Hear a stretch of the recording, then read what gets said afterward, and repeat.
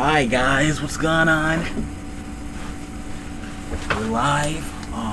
Just last night we had a shoot interview with none other than The Pain, who did an entire review of the year 2008. We pretty much hit up on the hot points, and we have another guest that's going to go over year after 08, which was another very rough year for XTV and things of that nature. And my guest today is Charles Dean. What's going on, buddy?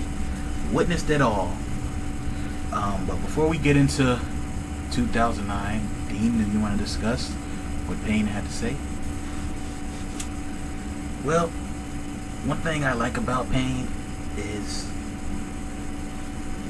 I can't think of the proper word, I'm gonna be a big ghetto here. But I think that Pain talks a lot. I know it's crickets in here, but what I'm saying is, when you interview Trunks, he kind of gives you a bit of like a simple answer. Like his sentences, when Pain is explaining something, it's long, and that's what I like, because a lot of times some people don't really make for a good conversation, with all due respect to a lot of people. But Pain, he's able to, really go there with you and break down, everything. And I like the way he went back to 05, talked about that HY thing, and I really liked it. He was very in depth. That's what I'm looking for, and he was very good at. He has great interview skills, and I think that's one thing people often look over when we're talking about people. Well, Dean, we're going to discuss the year 2009. That's right. Those DVDs with Ada and ODD, Omirom, Yaki, that was actually supposed to be bigger than what it was. Oh yeah, really? Yeah, you see, 08 was 08, and we were so over 08, we were so glad, that last night, those last few 90% episodes, we touched on that a lot, how glad it wasn't 08 no more. And we were just like over it, and it was like this monster that's behind us, and we were trying to do something very new and creative. So with those DVDs, Ada releasing hers to, crazy acclaim, that shit that, it still gets love. And let me just touch on Ada. Prior to Ada being the best diva in XTV, it was Dixie. But Dixie was really dark. At first it was cool, and I like that Pain touched on this.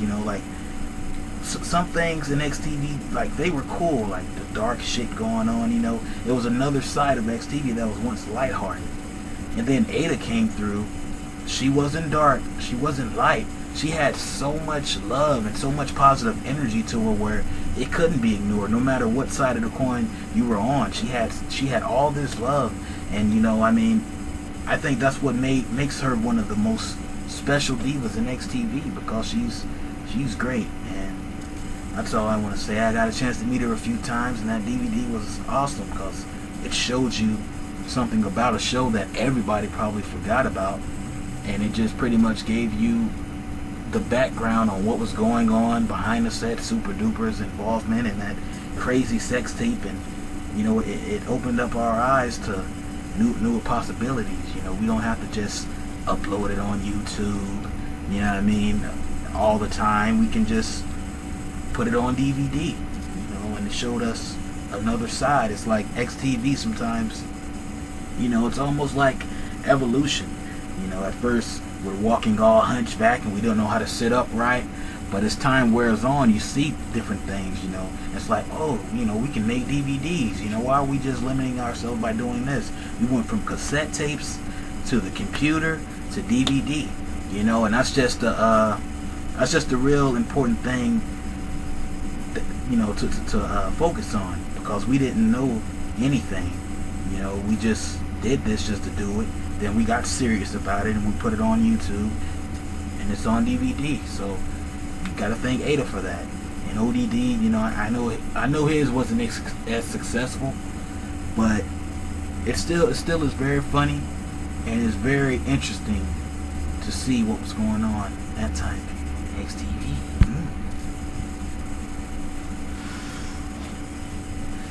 Well, that XTV Mania that year was, when we were doing it, to me, it was a disaster. You know, it was one of those bad shows. We just came out of the previous XTV Mania 7. We just came off of there. So now it's XTV Mania 8.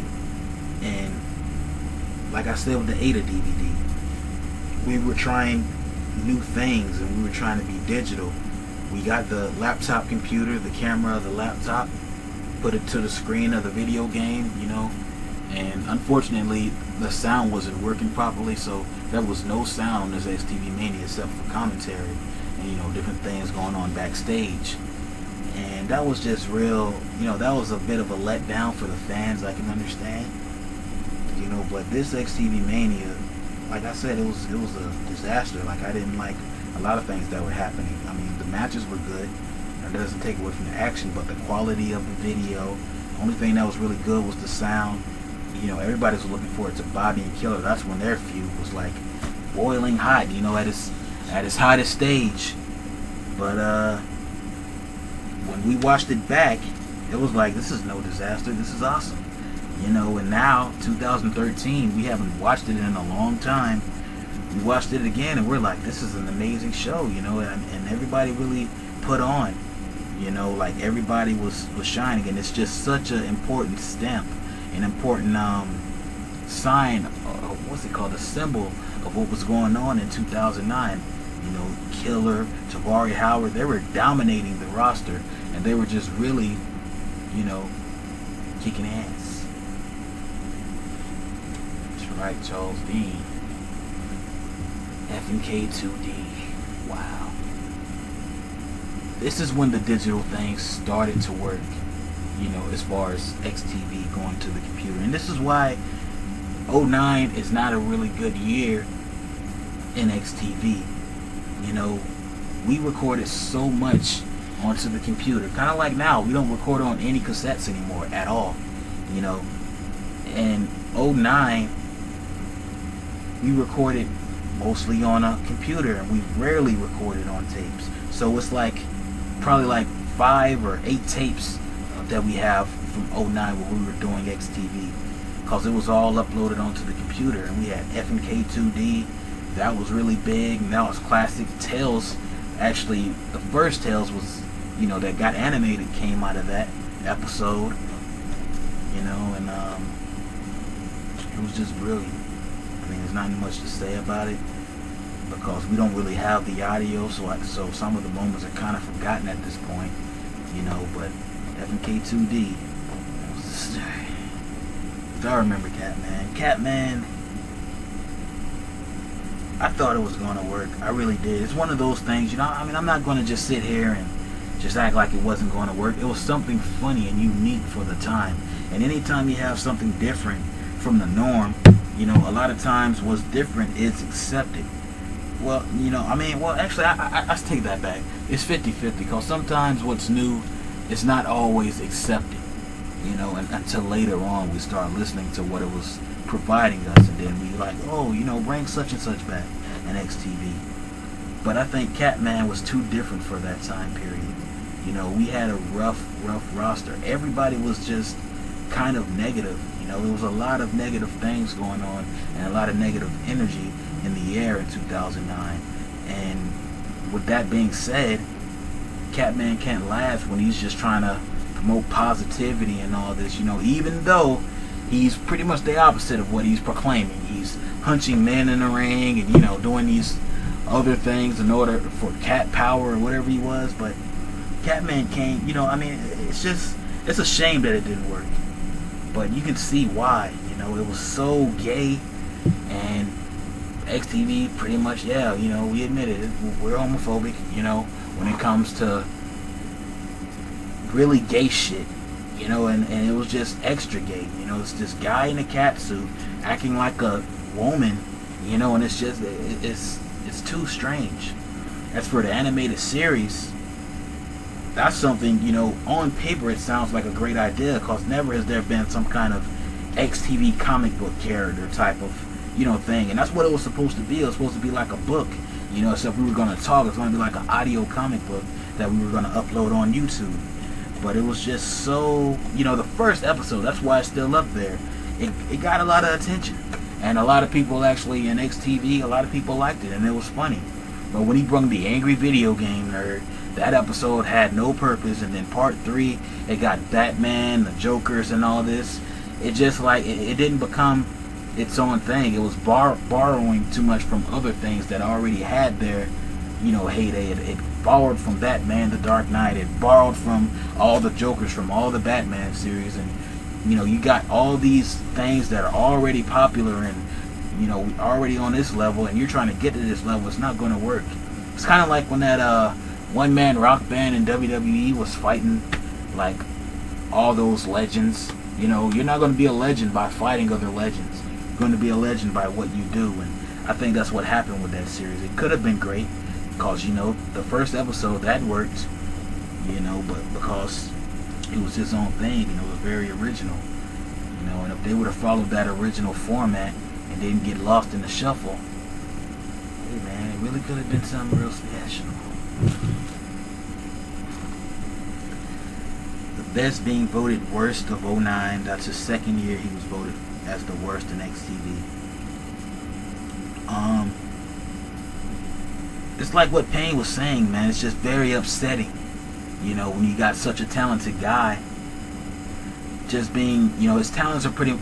At this point in Best's career, he was being ignored. His talents were being ignored. His athletic ability was being ignored. Justin, I like Justin a whole lot. Justin praised the shit out of Best, and he tried his best to put Best over. It didn't work though, because everybody already had their perception of who he was and didn't like him at all. So anytime he would talk or do, he could have the best match on the card, you know what I mean? But they hated him, and that's what happened. People were so blinded. That's why I say it was a very dark time in XTV, because so many people had hate.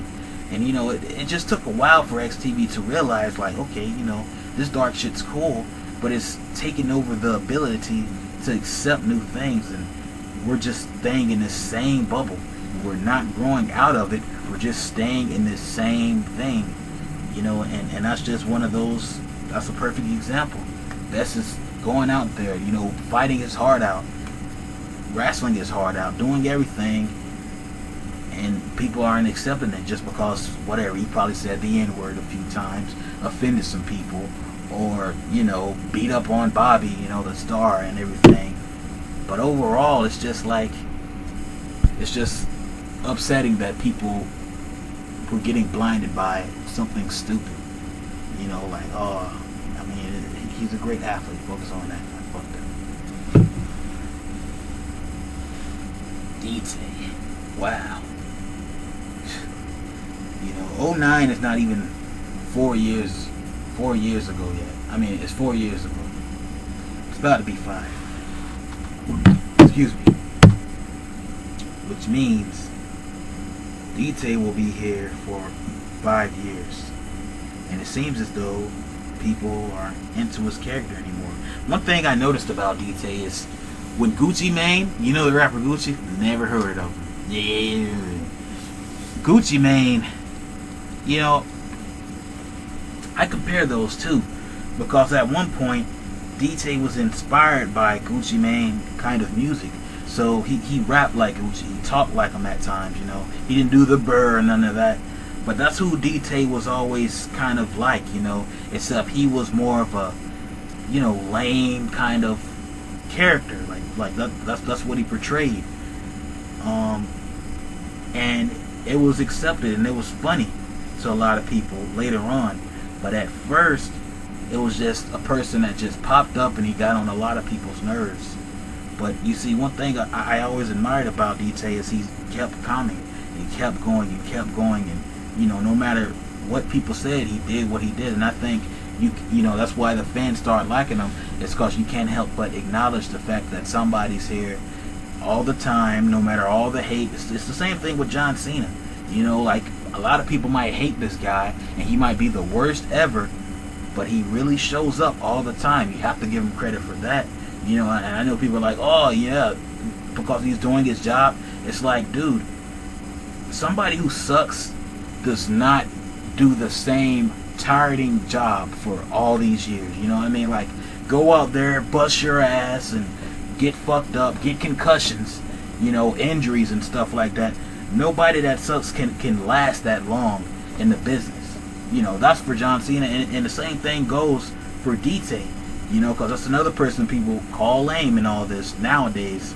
And it's like, he showed and proved himself that I can contend with the top guys. I can do what I want to do, you know, and I might be lame, I might be whatever you think I am, but I'm comfortable with me, and you're going to have to get comfortable with me, because I'm going to be here for a very long time. And DT, it's almost 5 years, and, you know, I just feel like now people are getting tired of him, and he's getting stale, but DT's going to do what he did in 09 when everybody hated him for no apparent reason, really. You know, he was just a guy making music. He was nice to people, but, you know, I guess people didn't like Gucci Mane or whatever was going on, and they just didn't accept him. So I think he's just going to do the same thing he did in 09 and just keep doing what he does. And people are going to come back on him and learn to re-accept him again, because, yeah, I said re-accept, but he is a great talent.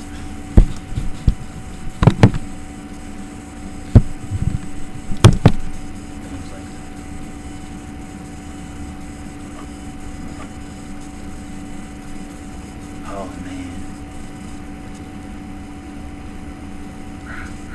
you know, this is one of those things that's very tough to explain. This deserves a separate documentary. The WWE. The WWE was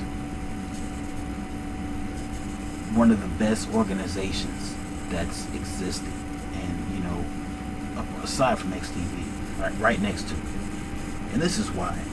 You see, it started a long time ago. It's been going on, but I think that it didn't really catch into real mainstream popularity as far as XTV West until like probably 2000. There was a few matches here and there, but when 01 came, it got real popular. And then to me, 03, when KBS came and all that stuff happened, it took on a life of its own. It took on an energy of its own, and the pain came there, and the best came there, and it became the biggest thing. Like, you know, because CAW wasn't even around this time. CAW was over, pretty much. Like, it was still good in ratings and whatever, but the WWE had it all. It had the money, it had the ratings, it had the talent, it had the names, and it had every single thing when 03 came. You know, it had all this shit. And then, and all the way to 05 when it ended. And I remember a lot of fans being upset that it ended, and a lot of people just wishing it would come back. So, it's 09, and the WWE Forever is announced. Dude, I swear, I've never been so happy in my life. You know, it felt like I opened my 14-year-old Christmas gift, and I'm 14. You know what I'm trying to say. It was just amazing, you know, and I was just ready to see 80s guy. I'm ready to see Kickboxer. I'm ready to see all these guys that everybody missed. The crowd for that was like so huge. It was like, wow, it was the WWE show. Whether the fans want to say what they say, overall, you have to look at this. I really think it gets a lot of negative press, you know, because I guess it wasn't the same style as the WWE once was, but it was still unique. You know, you had your guys there, you had your people, you had 80s, you had Kickboxer, you had KBS, you had Slapboxer, and you had NMM, of course. You had the Best, you had the Pain, I was there at one point, Bob came there, Triple H, Scott Steiner. You had every wrestler, you know, on one roster. And to me, though, at the same time, that is a gift and a curse, because a lot of talent didn't get used, and a lot of people were just there. But some of them, the ones that were good, they switched over and they had a lot of success. 80s guy, KBS and, you know, David Kidd and David Kidd Jr., those guys, they had success over here because they had so much tremendous popularity. But yeah, that was something I was happy that came back, you know, and they had, everything was different about them. It was like so opposite from XTV. It's hard to be opposite from XTV because, you know, we do this every day, and you can't outdo this. It's like trying to outdo a business within a business. You know, it's like it doesn't work. You know what I'm trying to say? It's like, you know, oh, let me go to the WWE and try to make something bigger than the WWE in the WWE. You can't do that. It doesn't make sense, and that's what's hard. But the WWE did that. You know, they made it their own thing. They recorded their episodes weekly, every single day, every Monday. Every Monday and every Tuesday, sometimes, and Thursday. And that's what was really good and unique about it. Bob really held every title. He went there and took every title. That's what I remember about that, you know, and it being a very amazing thing. Big Trunks D-Matic is one of the most talented guys, you know, in XTV. He has a unique voice, a unique presence, and he can change in a heartbeat. His character, or make a phrase better. It's so much he can do, you know, and I think that's what makes us love Trunks so much, is he's able to do a small thing and make it a big thing. He's able to say a catchphrase. He can do anything. He's like an amazing guy. And so when he was going to tell his story, his side of the story of Donkey Kong, you know, the movie, I was ecstatic, because Trunks, he knows everything about entertainment. He's been doing this since he was a kid, and he's pretty much a gray old man, still doing it. But now he's gonna tell the story that everybody always wanted to know. We always wanted to know the story of Big Trunks, like what's going on with you, Trunks. You know what I'm saying? Like, where does a lot of your anger come from? Where's all this from? And so he did his movie around this time. The movie Notorious was out, so Trunks got Notorious's son, and he was going to play Trunks. And this was going to be a blockbuster. It was going to be the best action, the best comedy, the best everything. And I remember just watching a little small part of it, you know, and it was just like, oh crap, this is going to be something major, you know. But unfortunately, it didn't get to continue because something better came.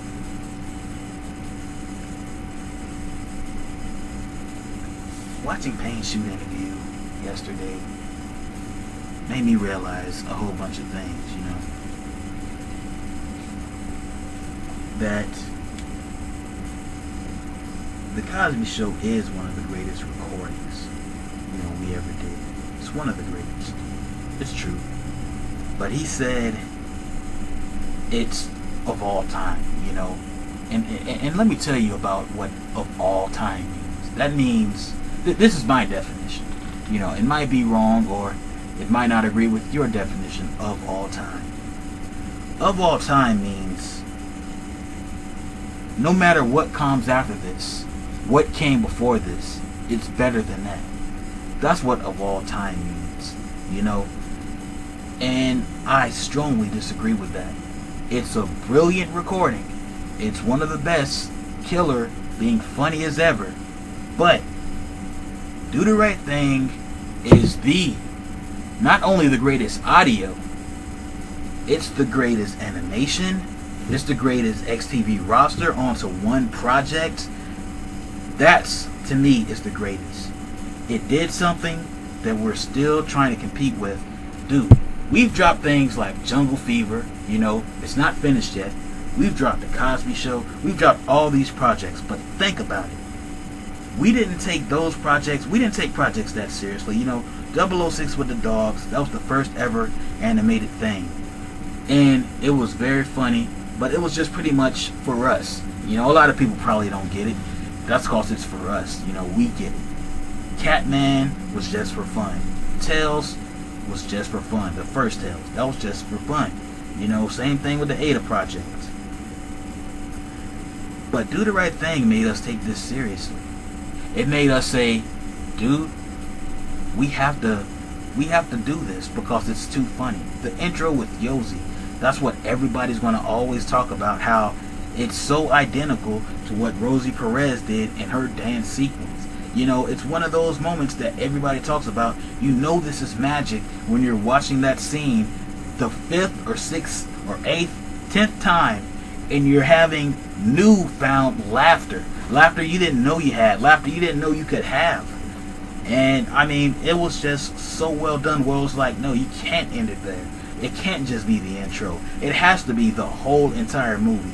And yeah, we skipped a few parts, but overall, it was just like, man, this was the best project, and is the best project. We still feel like we're trying to compete with it now. We might have done so many amazing projects over the years, you know, since 2009, but nothing can compare to what this did and what it's still doing. The viewership numbers, the people commenting, it's so good, you know. And this just shows you why Tavari Howard got that MVP of the year spot in 2009. He was the director of this. He starred in this. You know what I mean? And he was the brains of all this. And that's why I have nothing but respect for Tavari Howard. I've always had respect for him. And man, you know what I mean? I respected that whole clique. And it's things like that where it's like, these guys, they're too brilliant to be ignored. People are just now saying that Killer needs to relax and stop doing so many projects, you know, because when you break it down, they take over everything that happens. They take over the roster. You know, they dominate it. They do projects. They're dominating the project scene. Walt with Jungle Fever, Killer with the Cosby Shows, the Killer Comedy Tour, the other Killer Comedy Tour. He got a new one coming. You know, it's just so much that man provides, and this was the point. This was like the stamp where like nobody can top us and nobody can touch us. And I really think that they're untouchable as far as projects. You know, they got Candace Family Live Without Drama coming out, and they got other bunch of projects that don't have man in it. But when you look at it on a scale right now, so far, it's always man that wins in viewership, numbers, and comments. Their videos are the ones that get all the response and all the views. Nobody in XTV gets that kind of response on YouTube. You know what I'm saying? And that is, to me, the first project with man in it, and it's just like, it's humongous. It got me. I play as Big Sal. I really had fun with that character. I had to gain a little bit of weight, you know what I mean, and all this stuff. But overall, it's just a shame what happened to it. You know, we were so close to finishing. You could literally taste it. You know what I'm saying? You could taste the finish line. And super duper, you know, this is the fucked up incident that occurred. He got really upset. This computer, this was a compact Presario, I believe, and this was a very slow computer, and they didn't know how to use computers properly back then. They didn't know how to take care of a computer. They didn't know what hard drive space was. They didn't know anything. So Super Duper, being angry, thought, if I just tap this screen a little bit, my anger would be over and I won't be as mad right now. The small tap was a big deal for that computer because the computer stopped working, the screen was busted, and it no longer worked. You know, and Super Duper kept it from Joette for a long time, who was working real hard on Do the Right Thing. And Soup just pretty much lied and said that, you know, it just stopped working on him. You know, and Joette was, because he was tired of the computer too, and he was like, oh, it's finally just stopped working. Oh my God, I can't believe it. You know, he was upset. And eventually, he told the truth that he broke it. And that's when 09 became the worst year ever. 08 was bad, but you see, at least it didn't affect what we were putting out. You know what I mean? We put out a lot of classic recordings. We put out a lot of funny recordings. This affected that, you know. But to me, it's something that really could have brought us out of the city of Tampa, Florida. You know, I'm not insulting the city, but a lot of people in XTV always want to do something outside of the same city. You know, we would love recognition in our city, and that'd be cool. But we want XTV to be a worldwide thing. And what's the best way to travel the world than on your own budget, around a town, going to do extra in Orlando and stuff like that? You know, we just want to move, really. You know, we don't want to be in this city all our lives. And I think that was one of those things that would get us, whatever, an agent or publicist or something bigger, if we were able to finish the whole thing. Because that was something that was going to be groundbreaking for that time. But when you look at it, it still is groundbreaking because we still talk about it. You know what I mean? It still inspires many other projects. You know, no copycats or anything, but it inspires many other different projects to be better than ever and take that next step by being the best. And as I said before, it started with the creative mind of Tavare Howard. You know what I mean? And Do the Right Thing was the best project and is the best project right now, in my opinion. Well, you're hitting on those big points now, huh, buddy? This was a big match, man. You know, Killer and Bobby. I see why, like you gotta understand why we go back a lot of times, because it isn't like a classic match just occurred, you know, when at Vengeance. It isn't like something classic just happened. It's basically years of so many different things within characters and people and opinions. It's so many different things that all culminated to this one night at Vengeance. And let me start it off. You know, I'm gonna try. I mean, can I be long-winded? It's okay. Let me be a little bit long-winded. But look, it's like this. Bob Classic took XTV. He took it. You know, XTV was pretty much a wild, crazy place. It was funny, it was lighthearted, but when XTV was turned into that F&K era with all the cursing and all the violence and stuff, Bob was the only guy that stood out and said, "What the fuck is going on? What's this? What's that? Why are you doing that?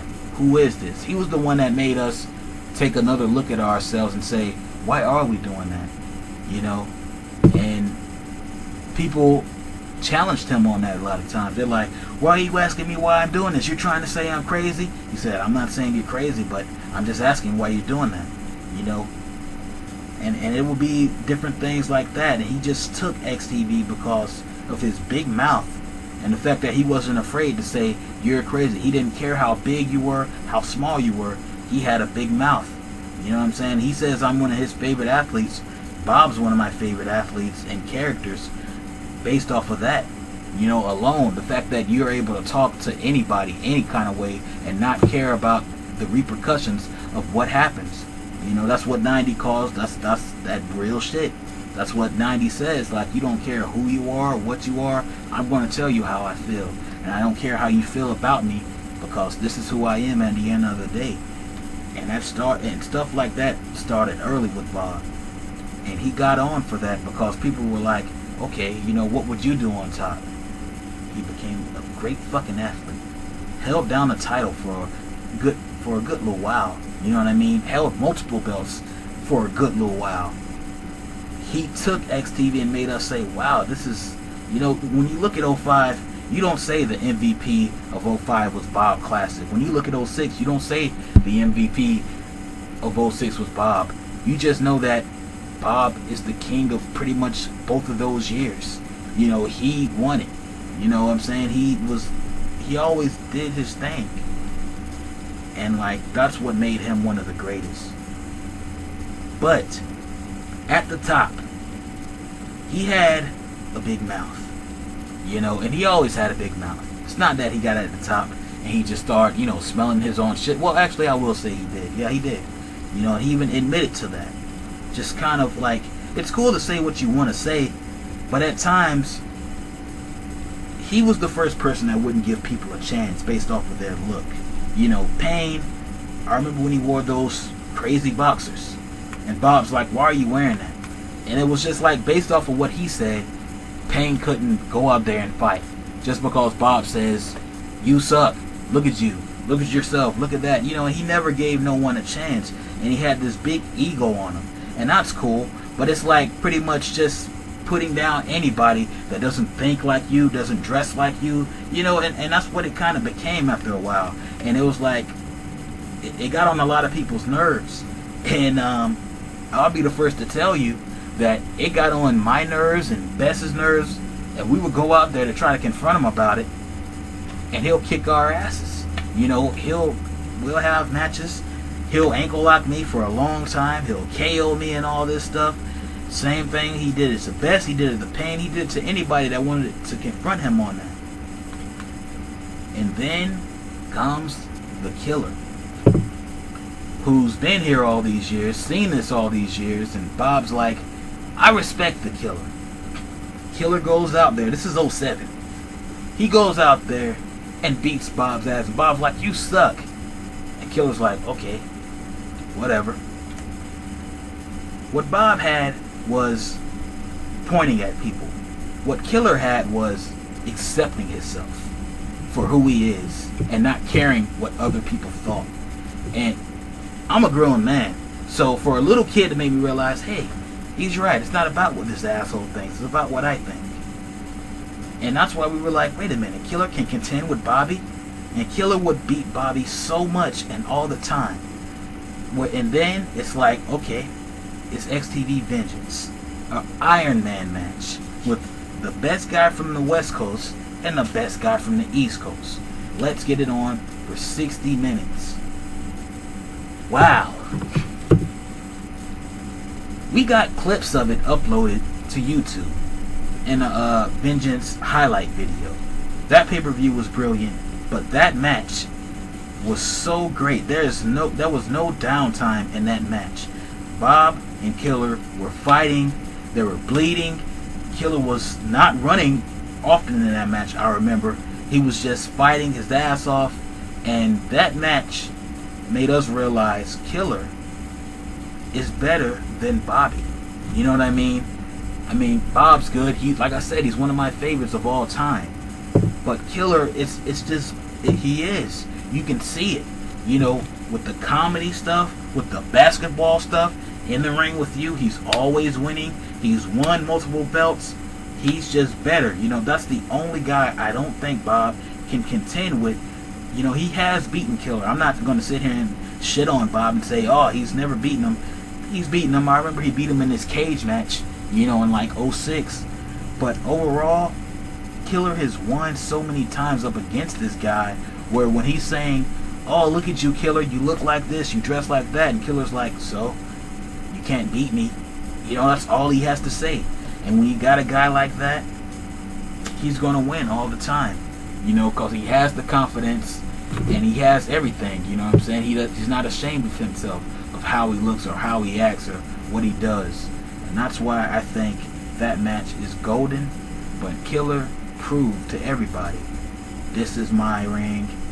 And he held that title for a long time.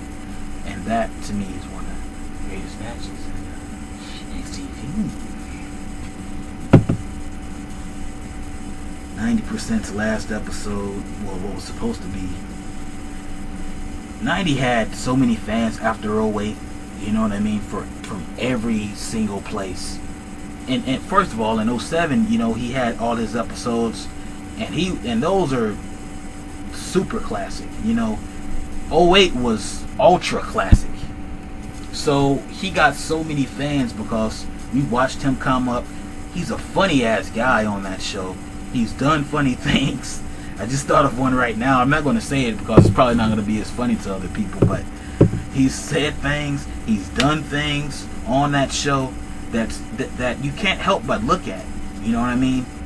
So by 09, everybody fans pretty much petitioned that episode. A lot of people don't know that, but fans and people in XTV petitioned 90 to do another episode. You know what I mean? And he did that episode. Oh my gosh. You know, that's the tape. That's what won tape of the year. You know, that 90% episode. It was a toss-up between that episode and the shit we're going to talk about up next, which is Impromptu. That episode, Impromptu, and Life Answers were the top 3 tapes that was being nominated for tape of the year. And of course that episode's going to win. You know what I mean? He had Ashton Kutcher on there, and he just, the way he even recorded it, that's what XTV Digital in 2008 was supposed to be. You know, when Payne was talking about putting the recorder up to the radio, 90 did it the way you could hear his voice and everybody else's voice out of one speaker, and on the other speaker you could hear the music and stuff, and nothing was too loud. You know, it depended on how you turned it up. And that's what made 90 one of the greatest, you know, is that he's able to come in at any time, and no matter how bad XTV is doing or who's going through what, he's able to put some kind of smile on your face, whether you want to call it too violent or whatever you want to call it. He's amazing as hell, and that was a great show. He just proves it every time. 2012 he dropped that show with him and Ben Stiller. You know, that shit's a damn classic already. You know what I mean? But 90 is just the god of XTV. He is, like Payne said, the Michael Jackson of XTV West. You know, I personally just like Bob a whole lot. That's my favorite guy. But yeah.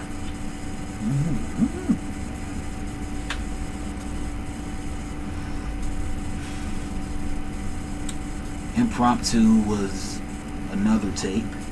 Impromptu was a tape where everything was random. This when we were recording and it wasn't as fun to us, and times were very bad, and we were always going to the club. Excuse me. So this is what this tape represented. Pretty much the times, you know.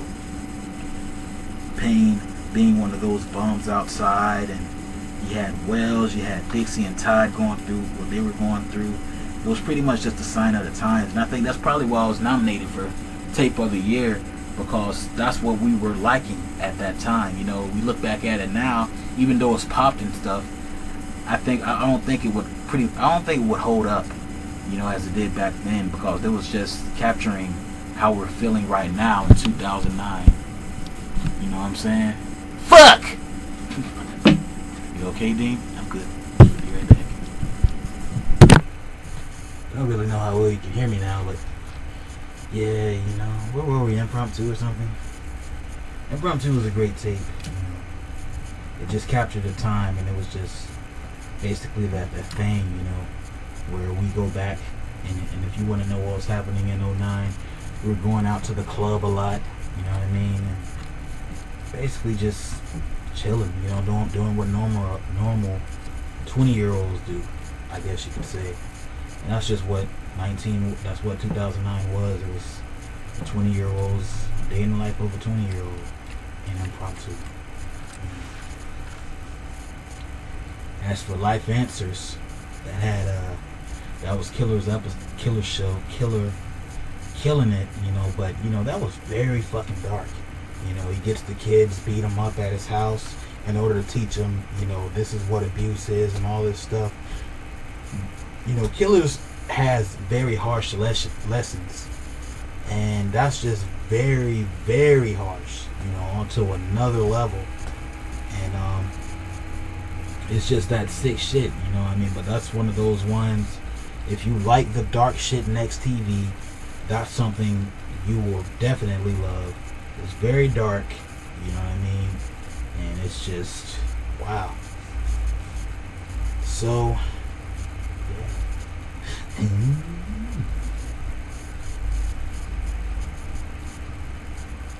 The 09 outage. Wow. Well, this is when 09, like I said, this is This is the worst year ever. The lights got cut out basically, so we could no longer record XTV because the lights were out, and it was like that for 3 months. Joette was still pissed at Super Duper for, the Do the Right Thing incident. It was still mad for a very long time, I remember. But wow, dude, it was just so rough, and Joette was trying to get the lights on by stealing different people's boxes, and things like that. And then, out of nowhere, Killer puts his Cosby Show tape onto the computer. The classic episode from the previous year, 08, and he decides to animate it. Wow. This proves why. This is why Payne says it's the best recording of all time in XTV. It was just so good. You know what I mean? It's like funny, and then to see it being animated, it's like, oh my god, it's coming into reality, and scene by scene. That's a tape that I listen to so much. People talk about Dr. Dre, The Chronic. To me, that was what people say The Chronic was. Something that we played all the time, and I know every single joke. I know everything that before it happens. I know everything about that. So to see all of it happening and it being animated as well was definitely a plus. You know what I'm saying? And again, it shows you that you can't go wrong when it comes to men. That's what I got to say about all that.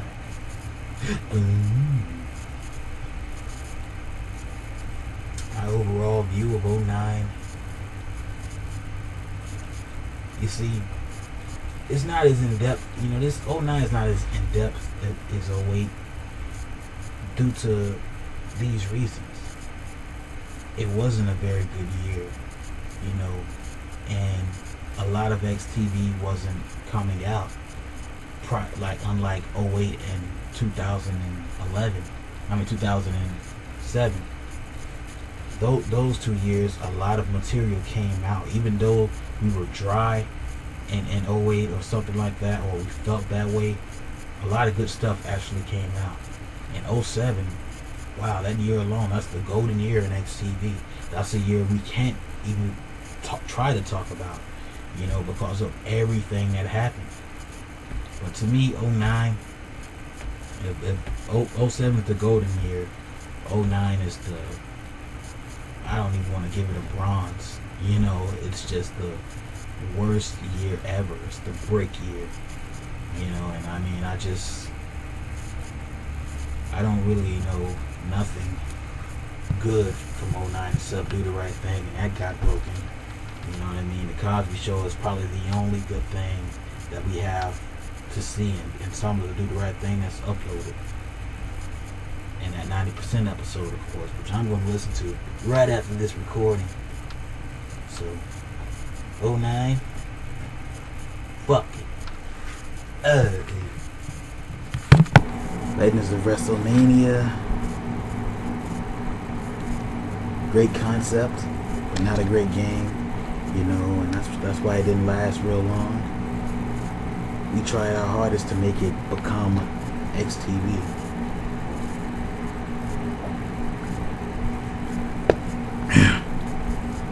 And it's just one of those things where the picture speaks louder than the location you're seeing in the picture, or the images you're seeing in the image.